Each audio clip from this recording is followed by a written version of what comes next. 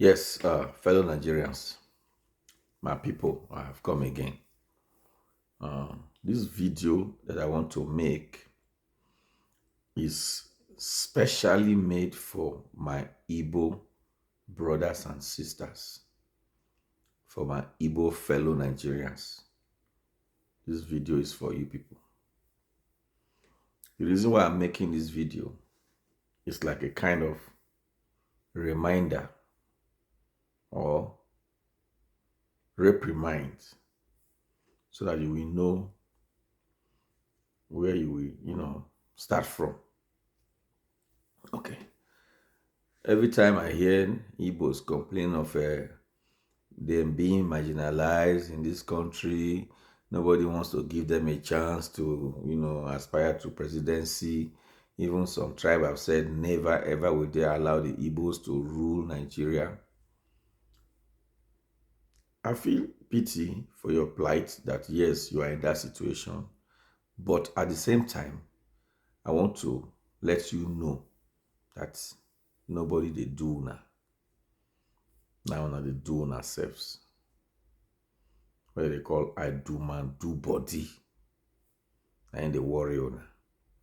Igbos are the reason why other tribes or other ethnic group are fighting to deny them access to presidency in this country. Okay? Now, I will tell you this because most times you will say the Igbo man is very hated.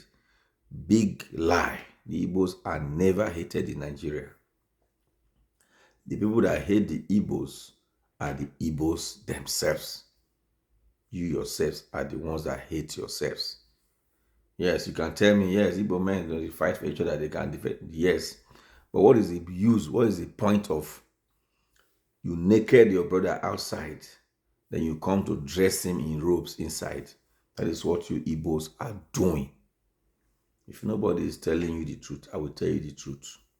And please, do not get me wrong. I'm a supporter of Igbo's agenda. If you think that you are fed up with Nigeria and you want to leave, you have a right for self-determination. I'm in support of that because our constitution states so. Yes, and the law, global law supports that any group that have lived together for over 100 years or 100 years can aspire for self-determination, which is justice. Yes, and equity. I support that. I'm not going back on that. So I don't care if Yorubas decided to say they want to leave Nigeria. I'm in support. If Hausas want to go, if Nupe want to go, TV wants to go, any tribe that wants to go, it's free. So I don't oppress. But let me just tell you this. In the case of you, the Igbos, you are your own problem. And I will tell you starting from Reverend Father Mbaka, the man who called himself a man of God, a prophet, who is living by prophecy, who is leading many by prophecy. Even if God tell you that this man, Peter Obi, will not be president of Nigeria, in your capacity as a man that God can speak to, you can still pray to God to change his mind concerning Peter Obi. You can still pray to God. If God can tell you, he can also hear you. So from this point, I know that God did not tell you anything about Peter Obi. It is because of your closeness to the presidency that you know that they will not even allow him. Oh, they definitely deny him. So that's where you are getting your secret information from. That's where you are getting your information from. So don't come and tell me it is prophecy. It's not prophecy. You are having privy knowledge because after your prediction, after your prophecy, you went to Buhari to begin to beg him to give you contracts. When they deny you, you turn against the same Buhari. So don't start deceiving people who are gullible. I'm not one of them. I am not one of them. Coming back to the topic of the day, you Igbos are the problem of yourselves because you have never at any time been united with one voice. with one voice to fight for one another. You have always fought your fight individually. And I will not be surprised, in all the tribes and ethnic groups in Nigeria, only the Igbos are those who do not have one king, who do not recognize one global or ethnic ruler among them. You don't have. So it's a problem to you because you cannot subject yourself to one person to become your Lord and your master. So you don't have one big voice that can speak for you in the center. That is why every man is fighting for himself. I stand to be corrected, but I am telling you, that is one of your biggest problems. You don't have one Eze that you all agree to be your Eze. No. Ohaneze Ndigbo. You just begin to call your names, different groups that are having different interests, that speak with different dissenting voices. I recall during the time of Nnamdi Kanu, when he was, doing everything he was doing, if all the Southeast governors have stood up and said, yes, we support what he's saying, by now, presidency will have been zoned to the Southeast by every political party that contested in 2019. If all the Southeast governors have stood their ground to say, yes, what this man is fighting for, with the rest, with the governors of this Southeast, we are in support of him. Yes, this is our position. You will have by now gotten presidency on a platter of gold. Say, okay, it is your turn. You bring one person among you. But because of your personal interest, selfish interest, one of all of you, one by one, we are going to Abuja to come and harvest, to go and outdo the other. Hope Uzodinma was fighting Rochas Okorocha. Wike is fighting Amechi. Amechi is fighting Goodluck Jonathan. How can you guys get anything from that kind of government? No. And all of you that made yourself willing and submitted yourself as lawful captives to the Fulani and Hausa people, what did you get from it? Tears, sorrow, and pain. Rochas Okorocha, and so they pursue am for inside hole like rabbits, where they blow smoke put for them to run come out. He became a prayer warrior overnight. He began to pray, calling on Jesus, calling on God, calling on angels to come and save him. The same people he worked for against his own people. Why don't they get sense? You see what I'm telling you guys, Igbos? When I be like wise man when die for foolish man backyard. That's what you guys are. Wise man when he die for foolish man backyard. You are crying for marginalization all these years. Then suddenly, God was able to raise one of you to be bold enough to come out and say, I want to go out. Instead of all of you to rally around him, rally behind him, you were all fighting against him, tooth and nail, openly, in public, staking your name, your reputation, your power, your connection, that he will never see even second or third position. Soludo, governor of President Anambra State governor, you also fought against him, tooth and nail. Instead of you to give him your support, no. Orji, Kaluzo, you carry yourself, go there, they fight. Now you are crying like an idiot. Not even better cry. You they cry like an idiot. Oh, I suffered. I'm not a thief. Yes, you are a thief. You are a thief. Why did you go to prison if you are not a thief? You are a thief. You are a thief. I call you a thief. If they call you a thief, I repeat it for you. Crying like a baby. Oh, they did this to me. They will flog you, self. Not be only just that one they do to you. They will flog you properly before you go get sense. Before you go get sense. They did this to me. They did that to me. You never cry. You will cry. Blood will come off of your eyes.